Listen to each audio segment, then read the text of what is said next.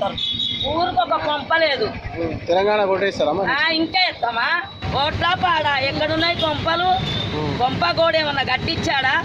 ఒక్క రూము ఒక్క కాడ ఇల్లు చూపెట్టి ముసలోళ్ళు ఉండండి. ఊరి మీద మస్తు మంది అడుక్కుంటారు. బుచ్చగాళ్ళని లెక్క ఏమాను కేసీఆర్ వచ్చి ఎవరికే అయ్యాను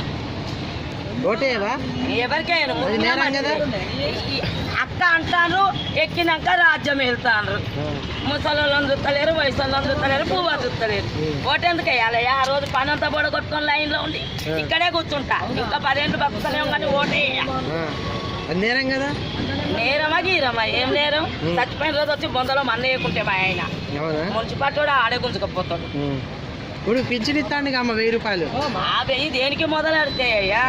కొడుకులు బిడ్డలు లేని వాళ్ళకు ఇంత నీడ గుంప ఇస్తే ఇన్ని కాటు బియ్యమో ఏదో తెచ్చుకో. డబుల్ బెడ్రూమ్ ఇస్తా అన్నాడుగా. ఏది? ఎక్కడ కట్టినావు? ఇంటి ముందా? ఇంటి వెనకనా? కొత్తగూడెం ఉన్నా, ఖమ్మం ఉన్నా, వైరాల్లా? ఏ ఊర్లో లేదు. ఏది కేసీఆర్ కట్టిన ఇల్లు అని ఒక కాడ బోర్డు చూపెట్టామని ఒక గల్లీలో. మరి కేసీఆర్ గారు మంచి ఇల్లు కట్టుకున్నారు అమ్మ. మరి మందిని ముంచిందే కట్టడానికి, మందిని ముంచేదే కట్టడానికి. ఒక్కసారన్నా గెలవద్దా? ఒక్కసారన్నా గెలవద్దా? ఎక్కడెక్కడ డబ్బులని దాద్దాం అనుకున్నారు. దాస్తారు. మాలాంటి ముసలోళ్ళం అయిపోతాం.